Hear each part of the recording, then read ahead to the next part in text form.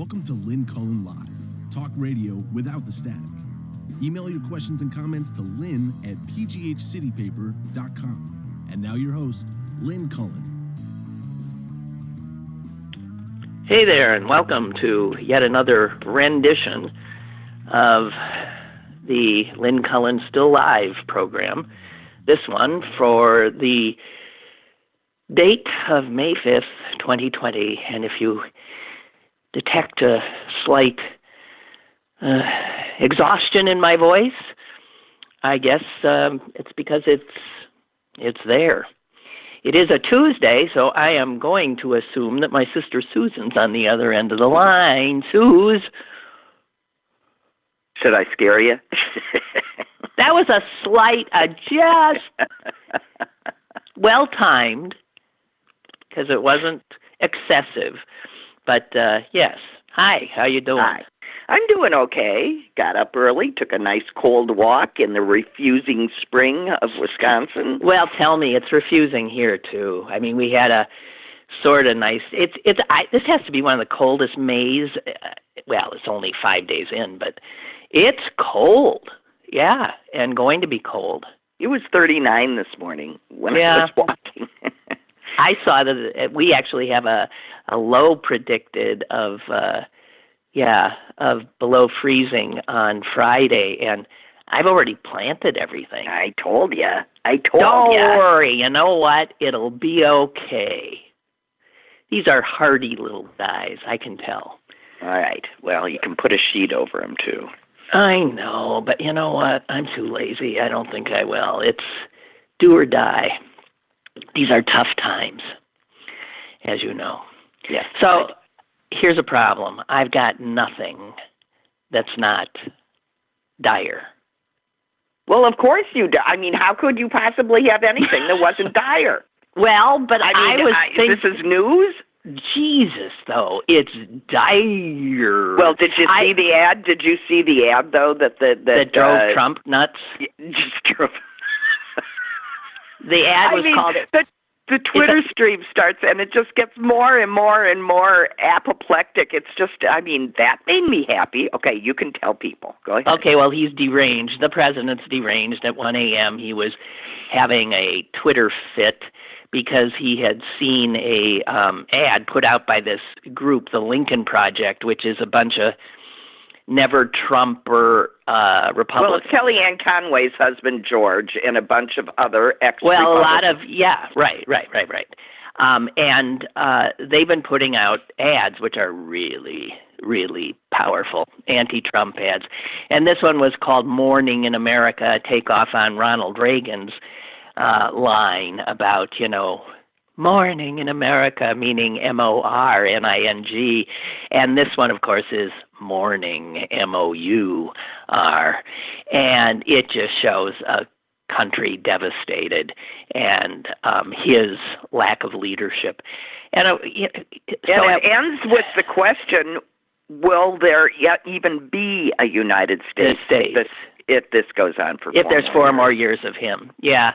So it was a toughie. I mean, it ain't difficult putting together devastating ads targeting Donald Trump. It's like a walk in the park. And between the ones coming out of this group and the ones coming out of certain Democratic PACs and even the Biden campaign, incredible. But I had a thought at 10 p.m. last night myself. And Mazel tov. Yeah, I know. And it was, well, I wrote it down.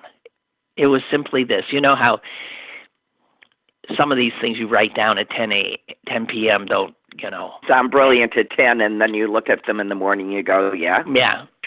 But I think this one holds, and I think I know what I was thinking. I wrote,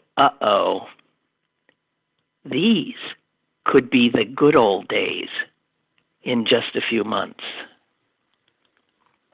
Yeah. Well, listen, I'm not enjoying these days particularly. And it occurred to me, with all the projections we're seeing, that, again, this is going to get so much worse than we can imagine, that we will be pining to go back to lockdown. Yeah. You know, every time in my life I said it can't get worse, it always has. So every time I hear... No, I mean, I have lived through some terrible things in my life, and I have learned never, ever tempt fate. Never. Exactly. Never. So I have always told a younger person who says, well, it can't get any worse. Yes, it can. And invariably it will. That in the present, we often have little comprehension of how good things are. We're always looking at what we don't have, and then as more, I can think of so many times I said this can't get any worse. Well, yeah, and I swear, I will go back to 9/11. A couple of days after 9/11, I penned an email to you guys, to my family, about how we had lived such untouched, lucky lives, and how we needed to take stock and be grateful and not be so sure that life continues as we always knew it. And our brother wrote me immediately and said, geez, now you did it. And he was right. In short order, tragedies began to ensue. Well, no, I mean, really, our untouched family started to be touched by tragedy almost immediately. And why? Because you said. Well, because I'm not being superstitious, but I'm just saying. I learned don't think just because things are good now they continue to be good. But it's different. It's different, Susan, to still be able to account for, acknowledge, and appreciate the good things that we have in the present without making the assumption that they'll get better or worse, but just this whole idea of being... Just acknowledge them. Gratitude, presence, rather than focusing on what's wrong, what we don't have. If we lived like that, we'd be better able to probably suffer the slings and arrows of outrageous fortune. Or to take arms against a sea of troubles, and by opposing end them. But, I mean, I was talking about this yesterday, this enforced being at home, which is changing a lot of our habits. I mean, let's just talk about what women have in the last 20 years just automatically done. I mean, when I was a young woman, everybody didn't get daily manicures. I mean, weekly manicures. Everybody didn't get monthly pedicures. I mean, never. I couldn't believe when I started realizing that I was the only woman who didn't have manicured fingernails. This is about 15 years ago, maybe. We never did that. No. But now, I mean, just look at the things that we do automatically, that we have become such a country that relies on tens of thousands of millions of people waiting on us at all times, doing things for us that we used to do for ourselves. And that during this time, we are now doing for ourselves again. Mm-hmm. And it makes you wonder how many of us are going to go back to doing the things that we realize, well, we really don't have to do that. Well, I'll tell you for one thing, I ain't. I was looking at my fingernails this morning, and they have grown out, and they, with polish on, would look lovely, I'm sure. And I was thinking, back in the day, I would go and get them done, probably. You know what I'm going to do today? I'm cutting them off. I'm cutting them down. Yeah, and I've come to love my cut down fingernails. So Yeah, your eye. Well, that's what I'm saying. It's about a bunch of things, and one of the things is just your eye accepting and redefining what looks good in your eyes. What looks. I mean, and I started, as you know, I started on this road a few years ago when I pretty much stopped wearing makeup. Right. And now I see everybody around me pretty much stop wearing makeup. Yeah, pretty much. Right. And not dyeing their hair and going, this isn't so bad. And well, some women don't agree with that. I mean, some are going nuts. Some of the idiots out, carrying guns and demanding things open up, the thing that has made them crazy is that they can't get their hair done. Yeah, well. I know. Yeah.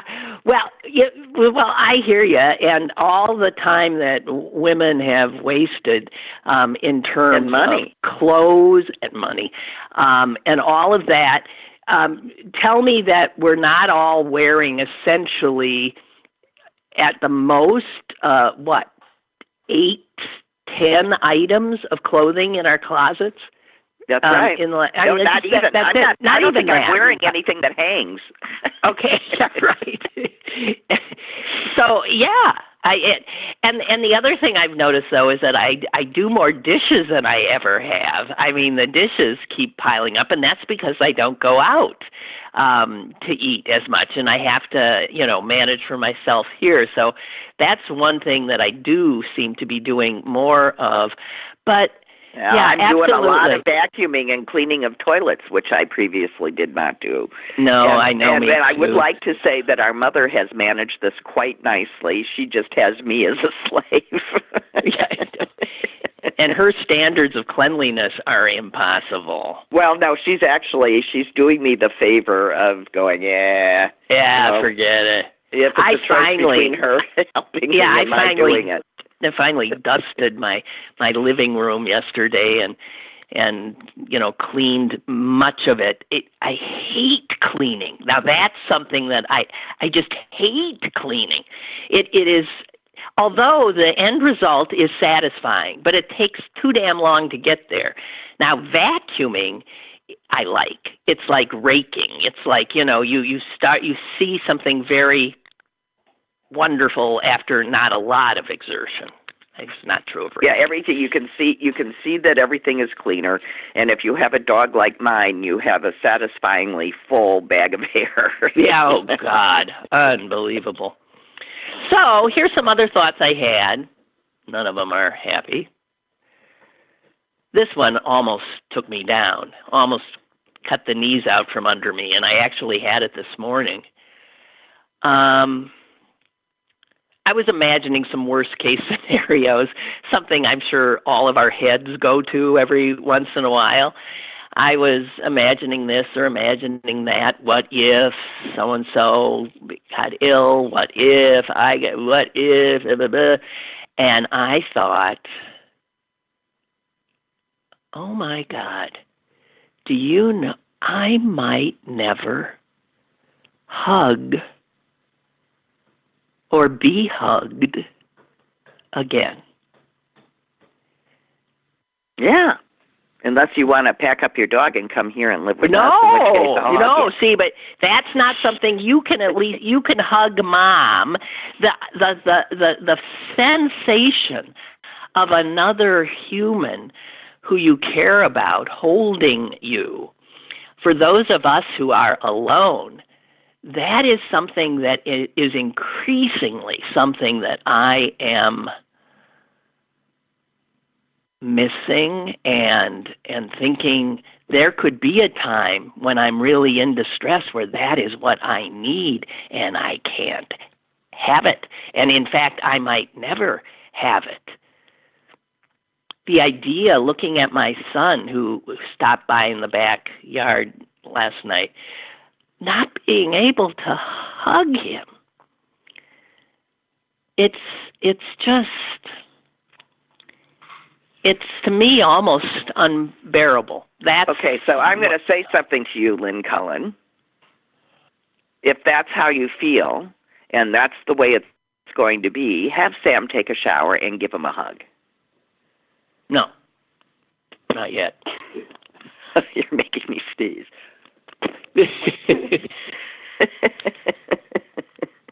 I know. I want to. I don't want him to be a risk. I don't want me to be a risk. I don't want. It's just awful.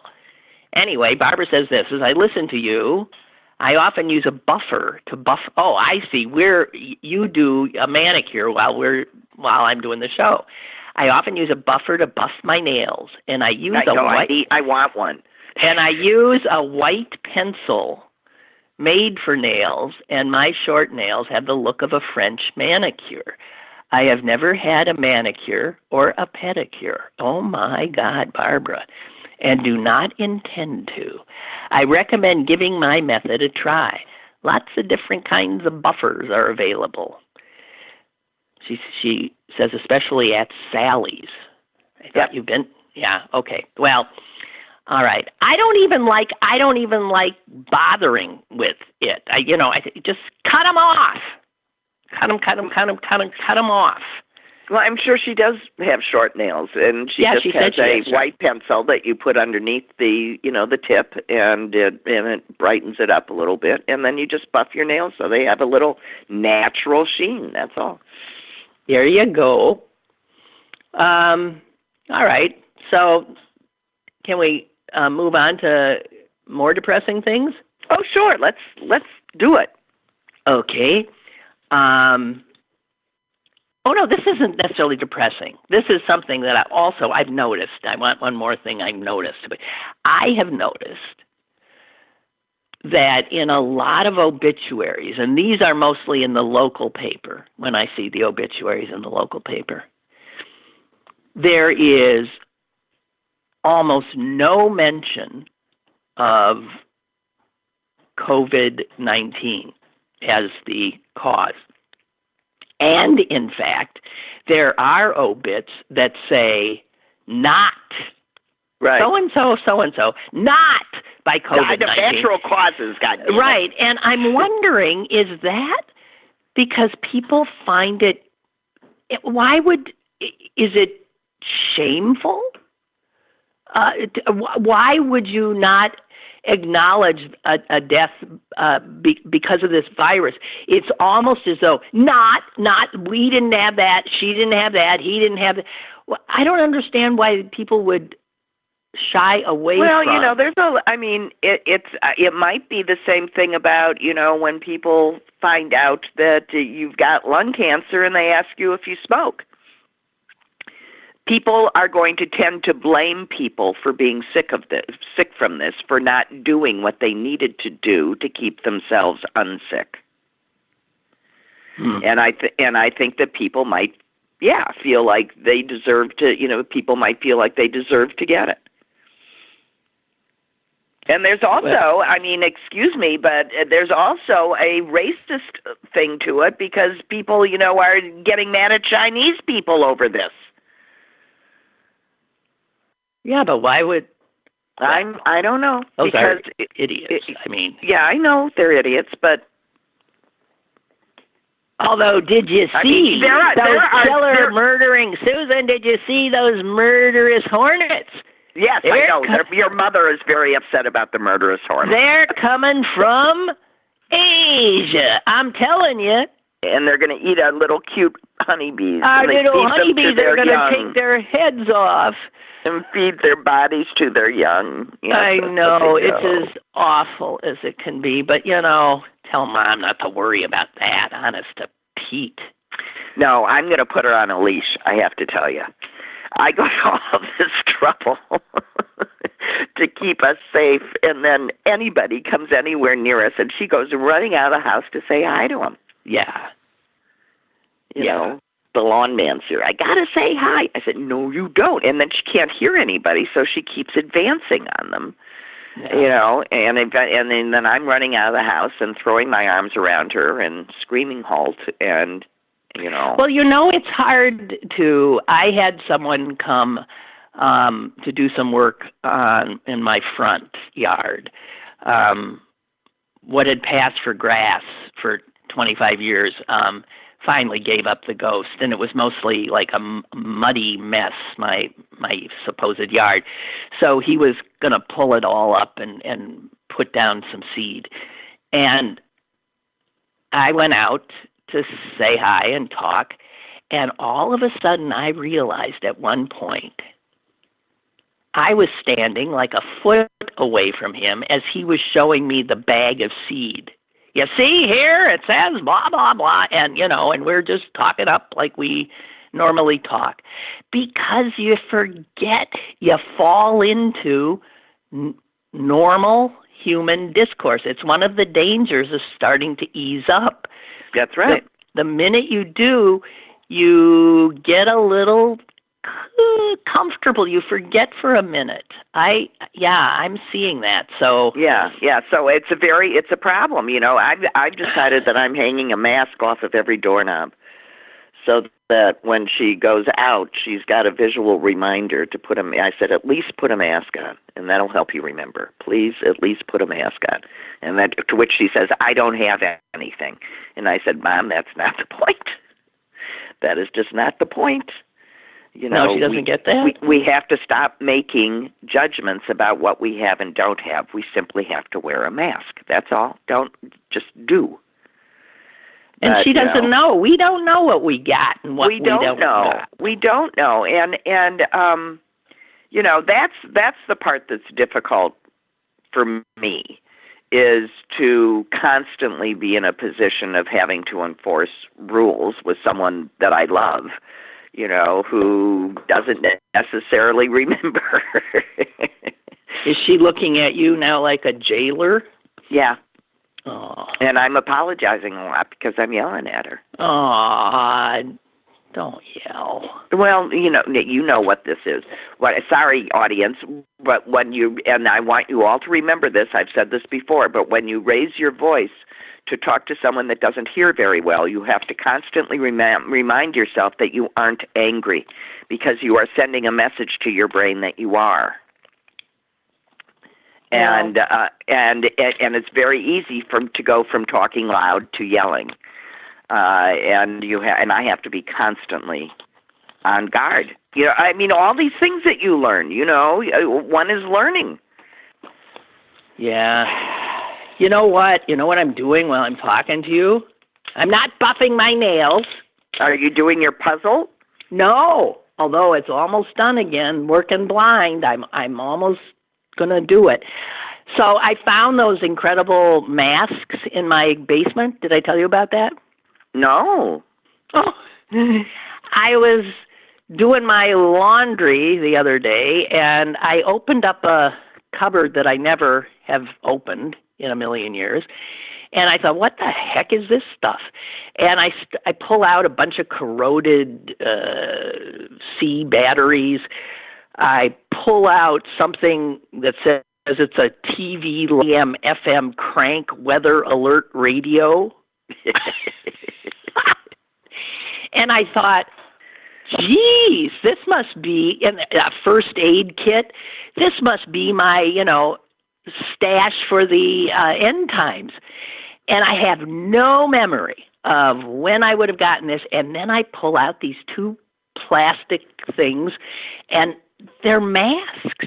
And they're masks that come with filters that are I think they're like the level of a 90, whatever the ones that... 95, yeah, that's what they are.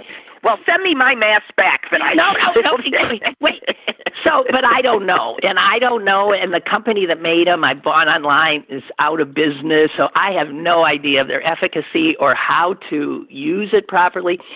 But one of the things that was also there was this very heavy little box, and it's small. It's not even 12 inches long. It's not even 3 inches high. And it says that inside is food, water, a blanket, a hand warmer, a light stick, and waterproof matches and other stuff. And as you were talking, I thought, I'm going to open this thing because it's called the Ark. Now, what was I doing? What was I thinking? You were preparing for the end of days. But which end of days? So anyway, it says, why would I have had that mask? The only thing I can think of is it was SARS. But why? I've never known myself You to might have been panic like that. It might have been when there was some construction work going on in your house or something. No, not. And now I just noticed that the Ark, my food, water, blanket, and light stick, it says I'm supposed to replace it by January of 2010.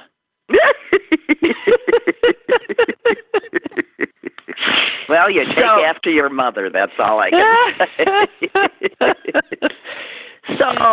So whatever's in here is not. I'm just dying to see what this stuff looks like.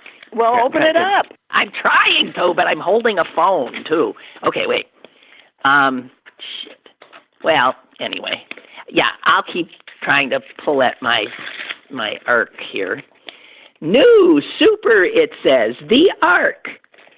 Oh, what would I have been thinking? Maybe someone gave it to you as a gift. Do you think? Well, that way you can wonder what they were thinking. Well, I always relied on my friend Jan, who's no longer with us, because she always responded to this stuff, and like she had water and bottles, huge bottles of water in the back. I always thought my plan for disaster is I'm going over to Jan's. Right. So I never let me in, Jan.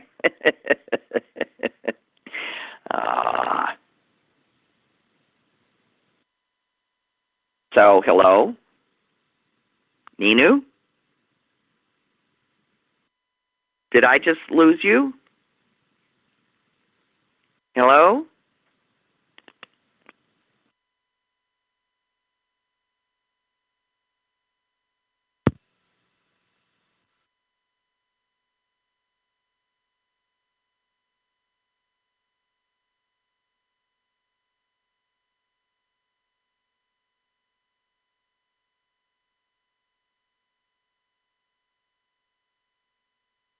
I guess I pushed the wrong button. Hello? Is anyone there? I'm here. I'm here now. Did you know I was gone? Yeah, I hung up and called back in. Well, why did you hang up and call back Because you were not responding. I kept going, hello, hello, hello. Oh, so you... All right, I'll stop trying to open this goddamn thing. You mean you hung up on us? Yeah! I mean, I didn't mean to, but I did, inadvertently. Well, then the audience might have had a riveting moment where they heard me going, hello, hello. Well, I'm sorry. Okay, I'll stop. Jeez. This is what comes of doing the show from home. You're getting too relaxed, Lynn Cullen. Yeah, I don't know about that. Relaxed is not something I feel like. All right, wait a minute. We got some emails that have just come in. Laura says, I miss hugs too. But I think if someone didn't object to a hug, I wouldn't either. Aw. Really? Yeah, you living really. Dangerously, Laura? Yeah. You know, that CNN anchor who had it, Brooke Baldwin, she lives with her husband or boyfriend, not sure which, and he was caring for her, but, not touching her and she was going through hell, and there were nights when she was, just despairing and crying and eventually he just couldn't take it anymore, her suffering, and he got in bed with her and held her. Oh. And I'm thinking, when I read that, I thought, oh my God.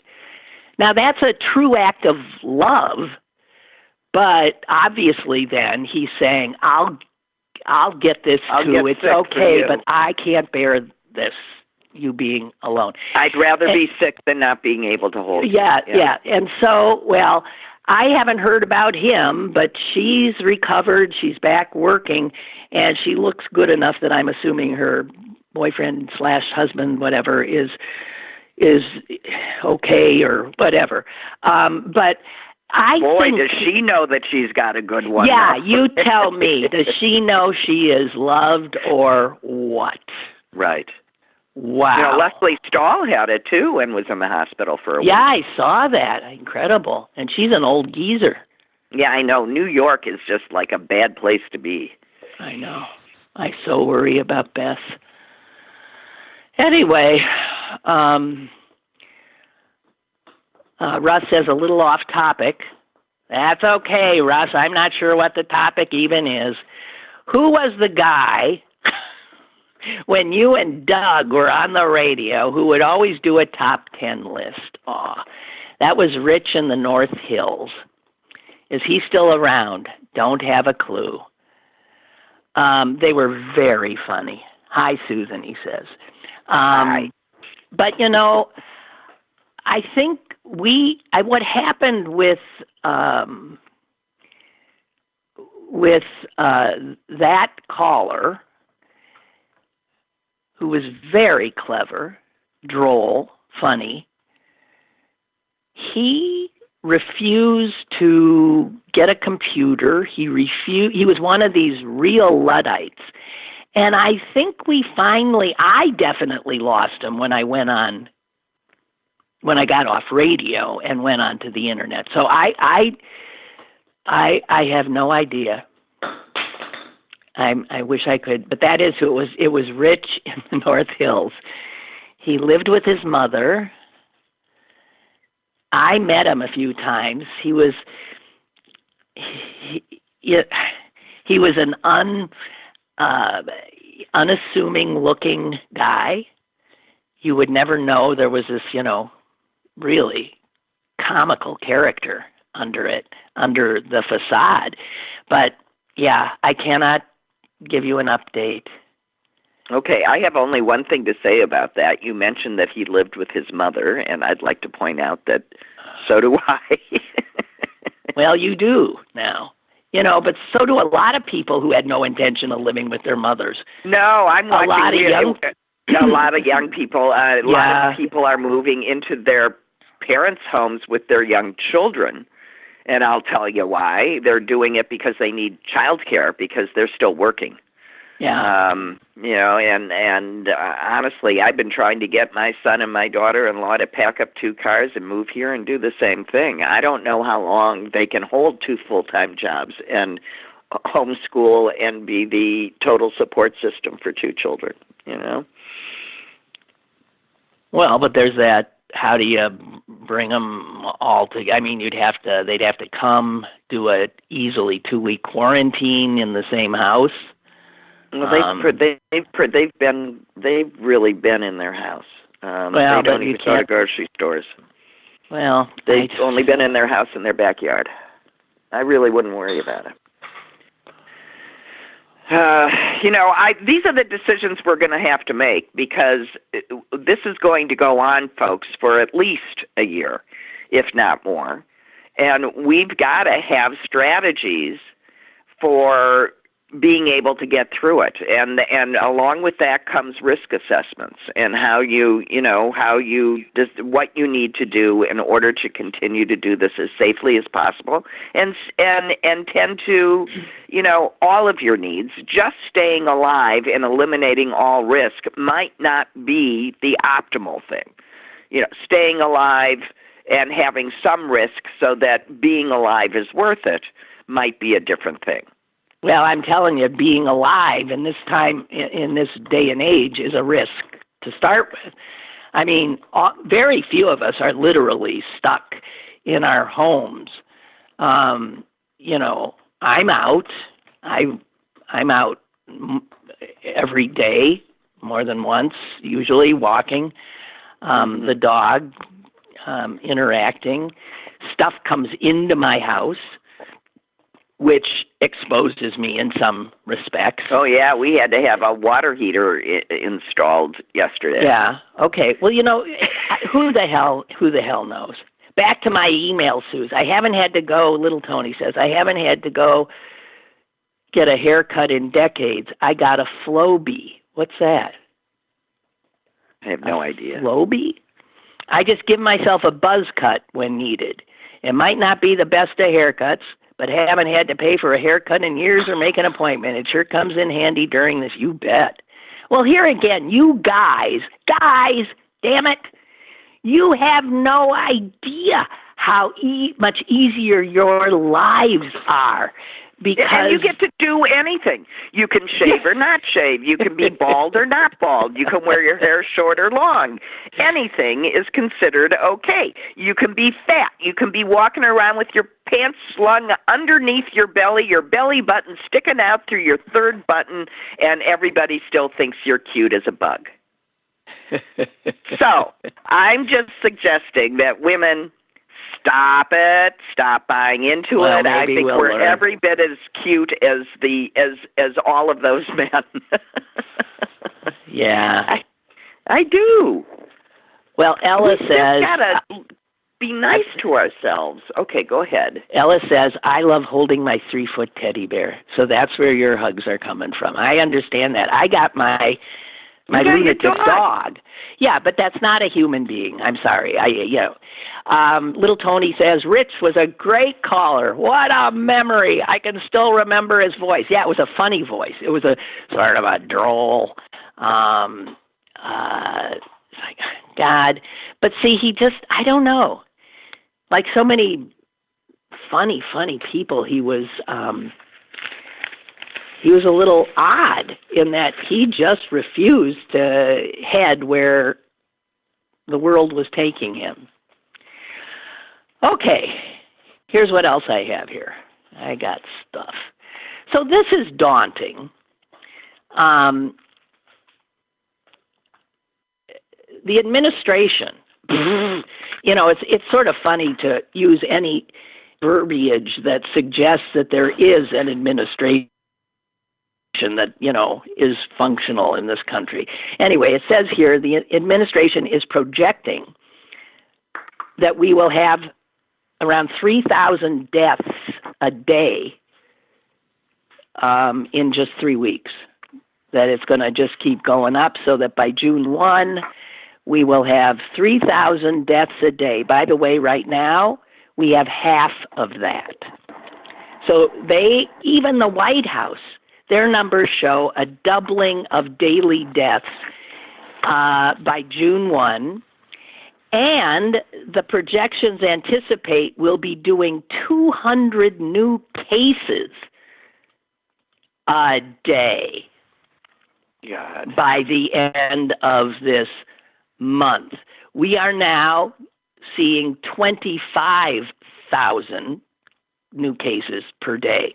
They're saying in 3 weeks' time, that 25 is going up to 200,000. That is a 700% increase. And while this information is coming out, what is this administration doing? It's suggesting we open up, relax things, and states are doing so. Are we insane? Are we insane? Is this the land of the lemmings? You're pretty insane.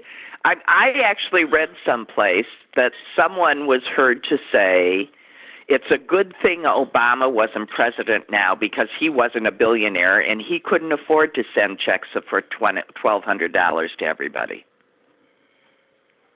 Oh, come on. There are actually people that believe. So because his signature's on it, it's not on the signature line. What a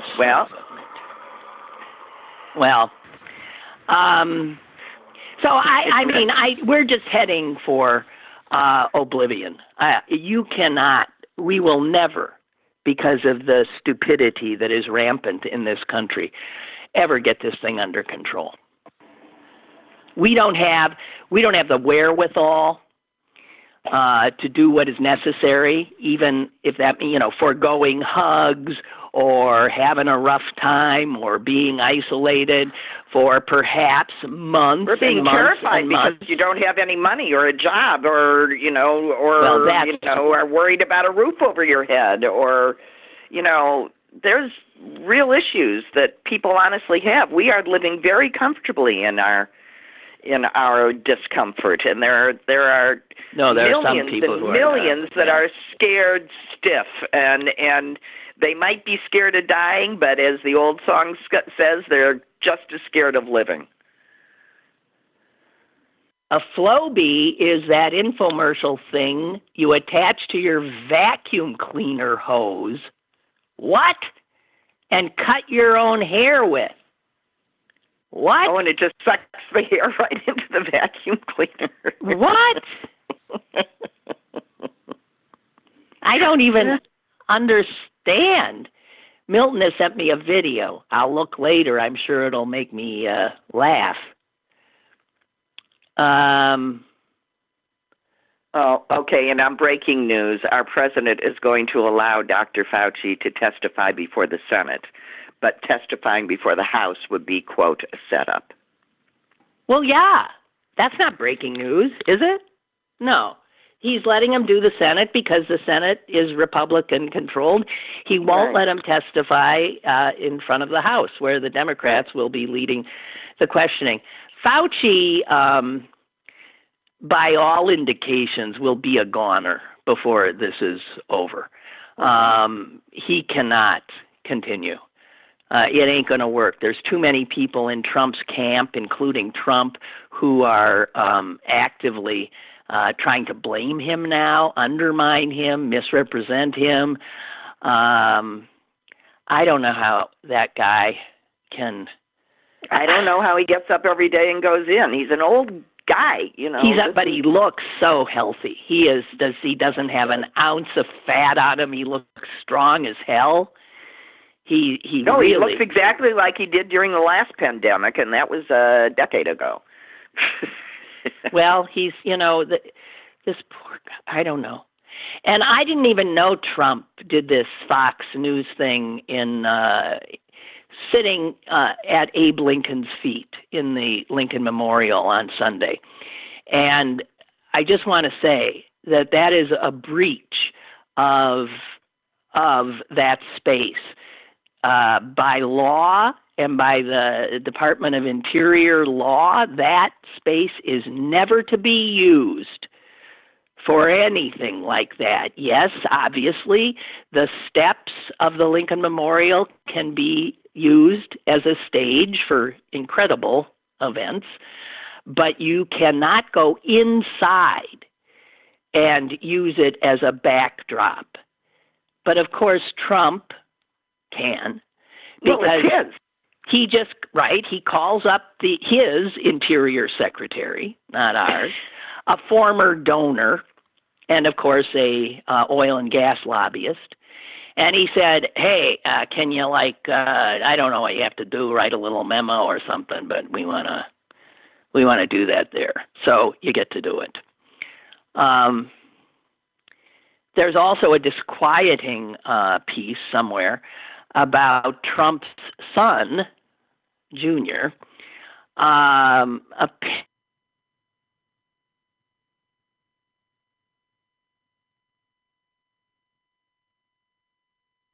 named Hicks. Maybe that's where hope comes from. I don't know. And they are angling to buy, I believe, I don't think I'm making this up, to buy One America News Network. That's OANN, which is to the right of Fox News. Fox.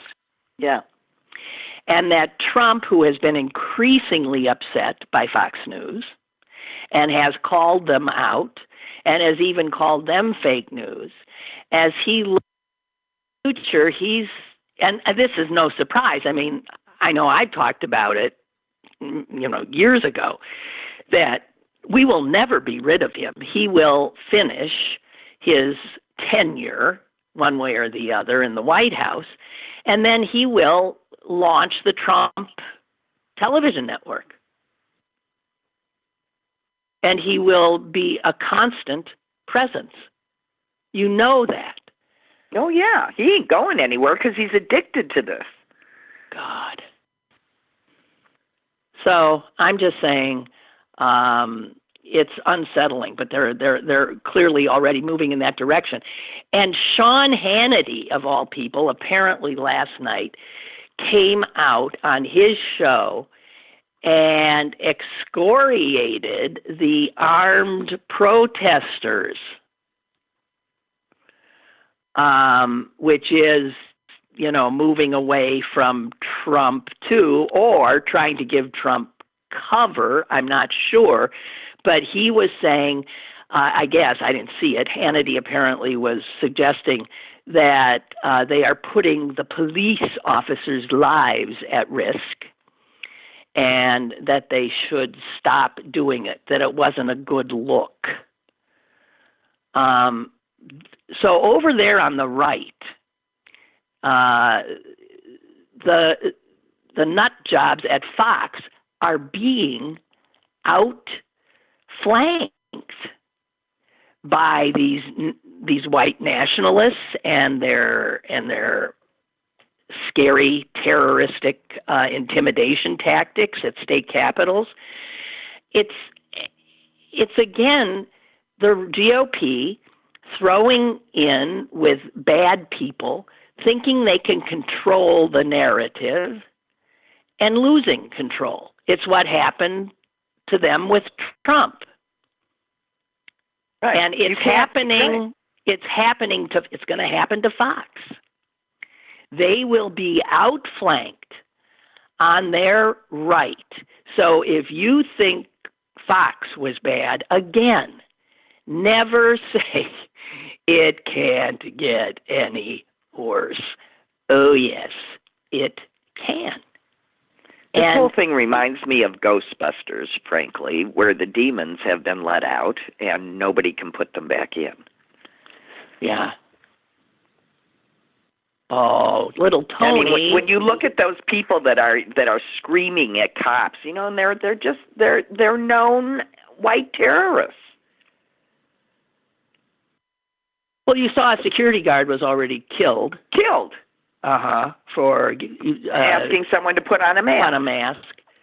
Yeah, this is, and I don't know, whatever. Little Tony, come on. No, is anyone making fun of Tony for using a Flowbee? Tony? No. You're the one who told us you used a Flowbee. He's written back and says, I reluctantly admit I use a Flowbee. It's something that one can be made fun of by others. I'm too old to care. Well, heck. I never heard of the thing. Me either. And we're interested that it exists. It's not making fun of you. No. I want to see. I can't wait to watch the video later, see how... Oh, dear. Okay, this comes from, let's see, Barbara. At a hearing of the Pennsylvania General Assembly yesterday, Representative Chris Dush, Republican, said this: more and more, I go back to the German Democratic Nationalist Socialist Party, the Nazi Party.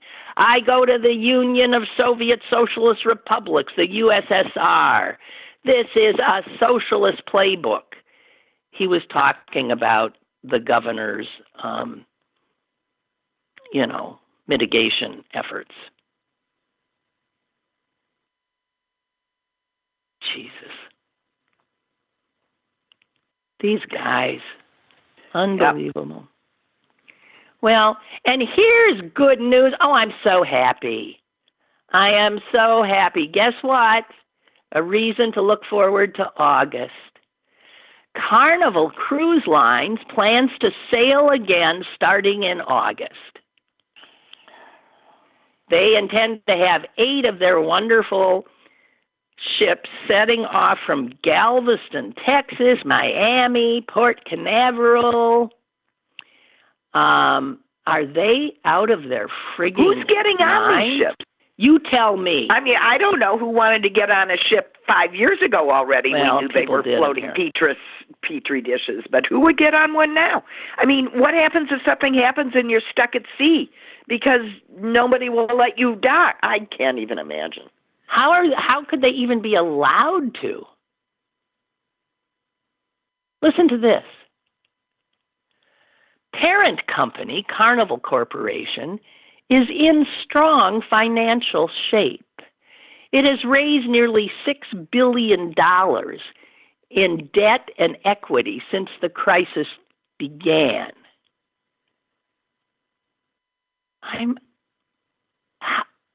What? How do they do that?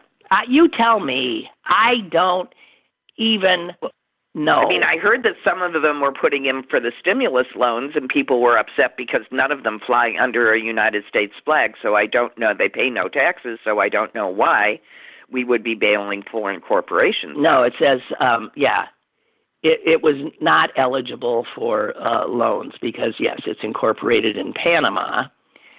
Well, then what brilliant person is deciding this is the right time to invest in Carnival Cruises? I don't understand it. I don't either. I don't understand anything anymore, I've decided. I am just totally in a state of constant bewilderment. But on a further note of congratulating how brilliant people are, I do like seeing the anti-vaxxers are already out in force proclaiming they wouldn't take a coronavirus vaccine. Well, then don't. I really do think that we have to have zero tolerance for anti-vaxxers. You can, fine, don't get a vaccination, but you are not welcome in public buildings. You are not welcome in public schools. You are not, sorry. Yeah. Oh, God. There's no end to it. Hey, did you see the White House actually had a press briefing the other day? Yeah, she promised she wouldn't lie and lied within the first 3 seconds. Yes. She flat out said, I will never lie to you. You have my word on that. That was the lie. You have my word on that. So it wasn't even, it was a millisecond. I will never lie to you. You have my word on that. And then she proceeded to lie through the entire thing. That was the first briefing room, White House. Remember those things used to happen like every day in normal times before Trump became president? It had been 417 days since we Remember had good old Sarah Huckabee? Sean Spicer. Right. They're back, I think. I think Sean's been seen. He's back and rehabilitated. No, Sean is launching something or other. I forget what. And she is planning on running for something. Yeah. Yeah. God, there's no getting rid of these people. Let's see. I got.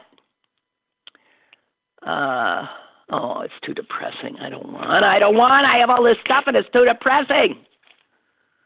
You don't want to talk about it. Did you see poor George W. Bush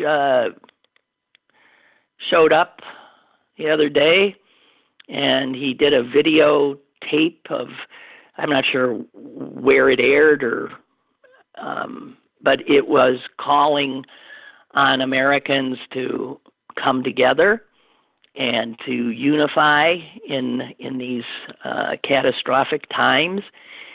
And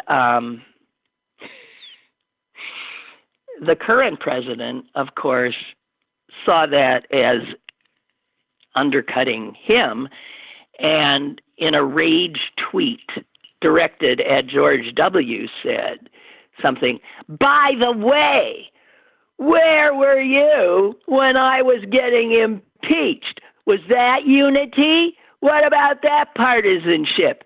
And by the way was spelled by our brilliant president, B-Y-E. by the way.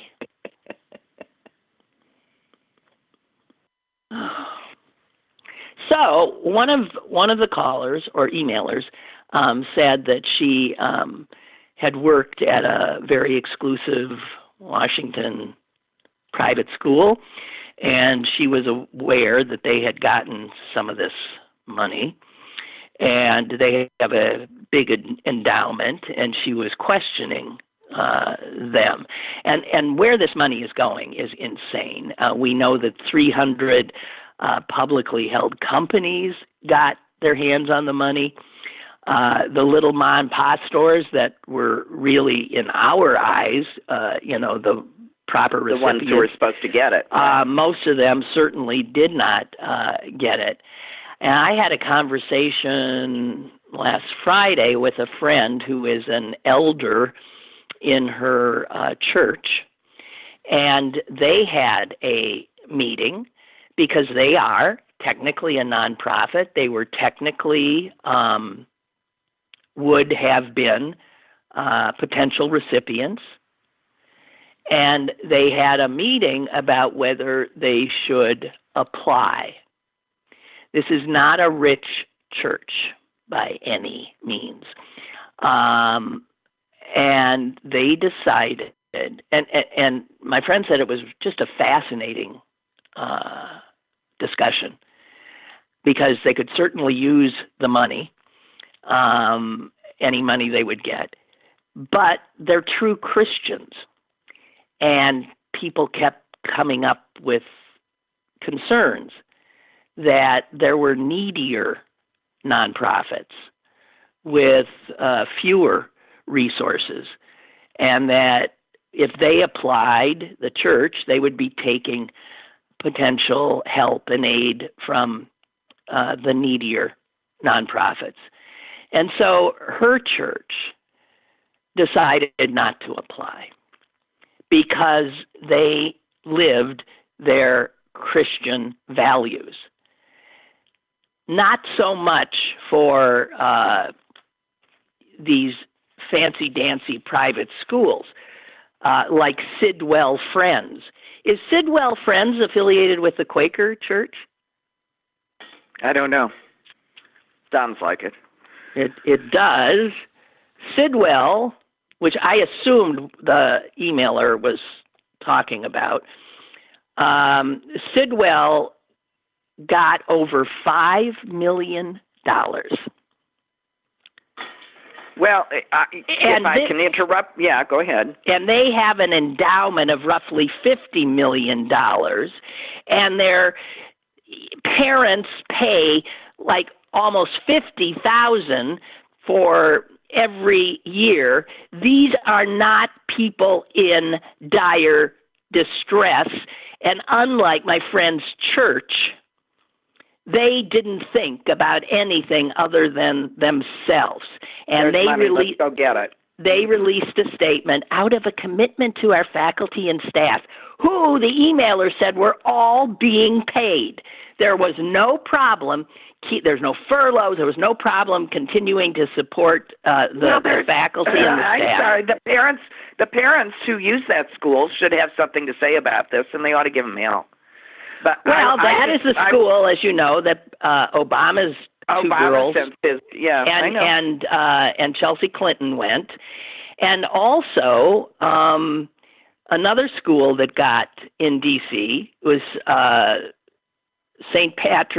Andrew's Episcopal School in Potomac, where President Trump's son, remember him, he goes to school.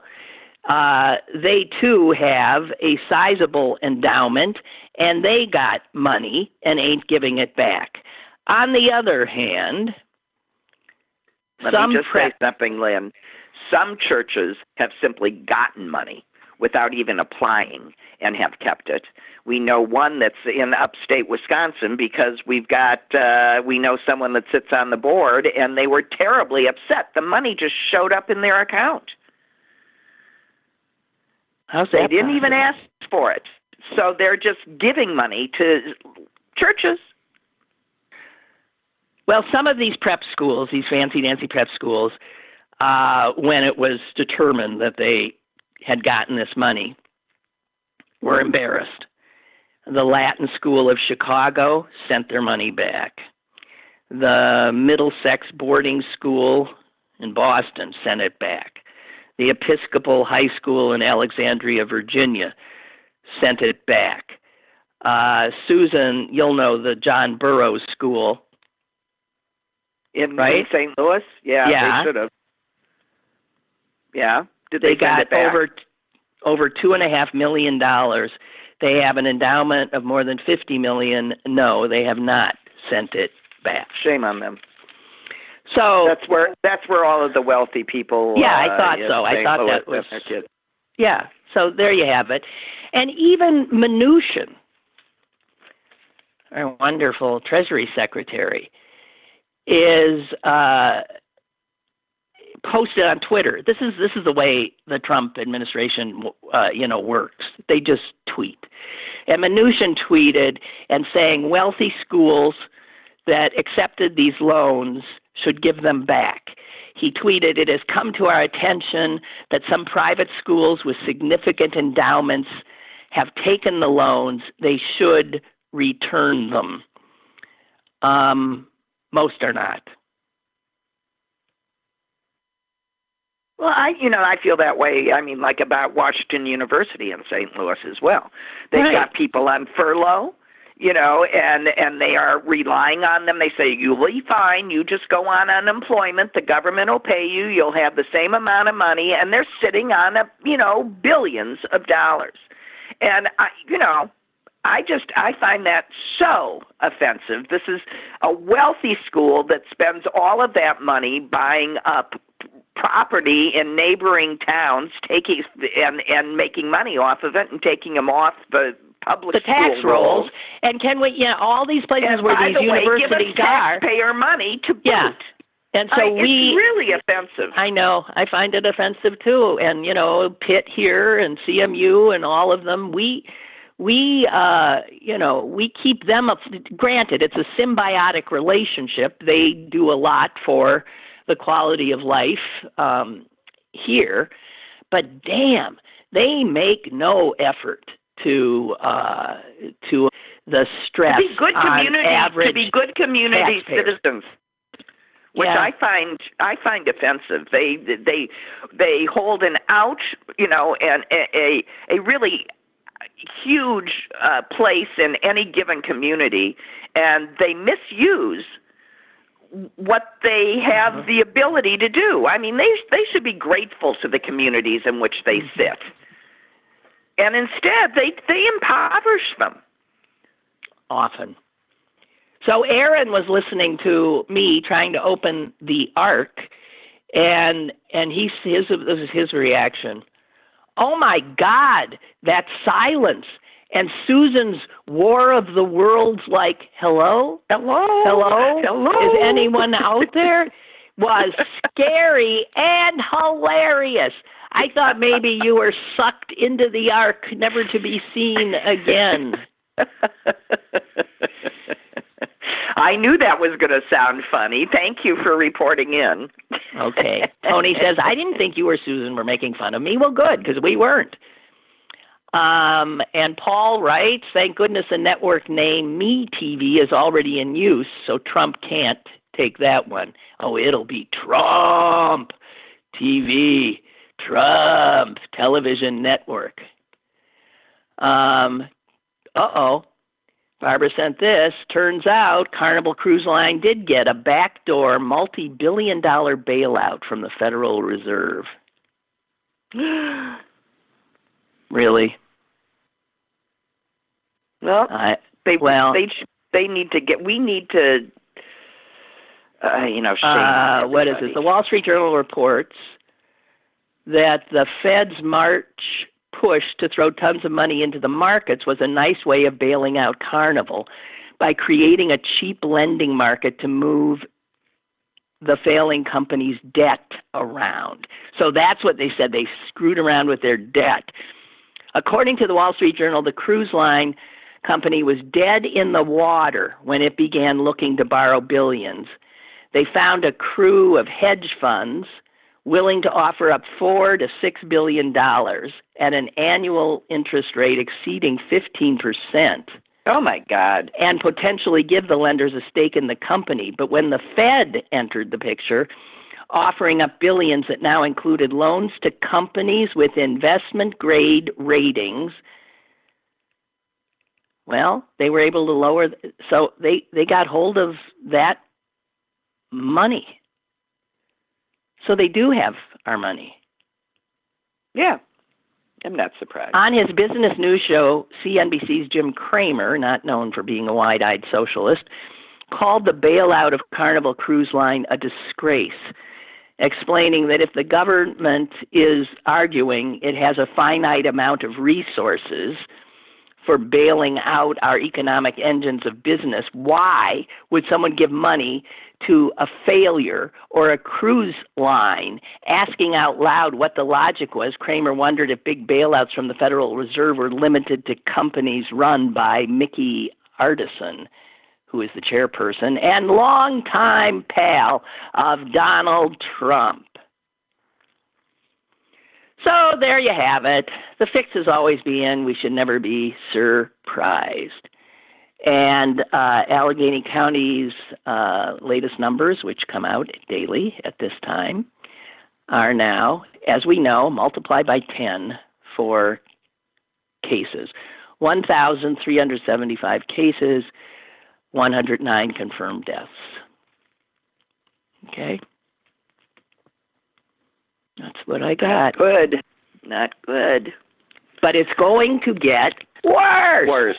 These are the good old days. I'm telling you, that's how I started, and I wanna again remind you. Well, but you all go out to your shopping malls and get your haircuts and stuff. That's, feel free, because turns out that if Americans just stamp their feet and say we don't want it anymore, we're tired everything of this, will be okay. That it should be okay. It's sort of like Dorothy clicking her heels together. We think if we just somehow stamp our feet and have a tantrum, things will get better. Oy, so that's it. I'm sorry, guys. It's a gray, cold day here. And I don't like that. No. Well, you're too. I don't like it either. Okay. Well, I am finally going to open my... Here, if you don't mind. Here, hang on. Okay. I'm putting the phone down. I'm not touching anything. Okay? All right. Lynn Cullen is, I will do the play-by-play. Lynn Cullen is, even as we speak, wrestling with opening up that thing called the Ark. Goddamn box. Go get a knife. You're halfway home, and I can't. Well, go get a knife. Yeah. Oh. Wait, starting to get a rip. I got water. I got bags of water. Emergency drinking water. Potable detergents. U.S. Coast Guard approval. Good. You would think. No, I think there's a... Okay, what else? I only have a little hole in here. More water. Little aspirin.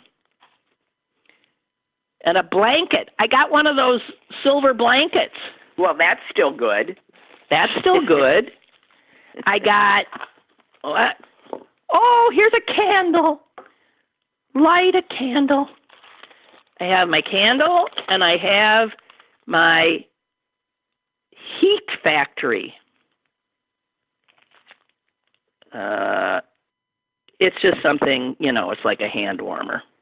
Right. Here's something in a little box. It's waterproof matches. Those would still work. Sure. And then, lots of water. Well, I guess that makes sense. There's more. Gee. Ooh, light stick. You bought a box of water. Okay. I bought a box of water. In 2003 probably, because it was supposed to be thrown out by 2010. Yeah, but here's what the light stick says. It's made in Taiwan, and it's good until December 31st, 2007. Well, then how come the box says it's good till 2010? Because you were ripped off several thousand years ago. Here's emergency water. I'm in the water. I got so much water. Survivor Industries. Yep. Honest to God, you went to some survivalist place. I know. Who knew? I never knew I was a survivalist. Well, my guess is you bought it for fun to see what was in there. No, I didn't. I swear. I don't think I did. Okay, here's the last thing, is the food. Oh, man, now this will be really disgusting. It's very hard. What the hell? I'm sorry. Is this not even funny? It's not. Here, okay. Emergency food. What does this say? Full of vitamins and minerals. You just eat it? What do you do with it? That's what you do with food. Yeah, but it's just hard rock. Well, it's 40 years old. It's ready to eat. Has a 5-year shelf life. And contains, who the hell knows? For marine-based environments, the recommended consumption is 2 bars per person per day. What do you mean, marine-based environments? If you're on in a the water. boat? Yeah, if you're on a boat. And then it says for land-based environments, the recommended consumption is 3 bars. How come you need more on the calories land? Because if you're in the middle of the ocean and you only have X number, then they advise you only eat 2 a day, so you can live a third longer. Oh, man. All right, Lynn Cullen, I have to tell you something. I have to go because I have other things that I have to do. I know that sounds weird in this time and place. That's quite all right. To be true. I'm gonna dig in. Hey, Blue, I know what we're having for lunch. Check this out. Okay, all right. I'll let you go now that I've seen all the contents of my ark. Thank you, Susan. Thank you. Bye. Bye. And thank the rest of you. And I'll see you tomorrow. Okay? Bye.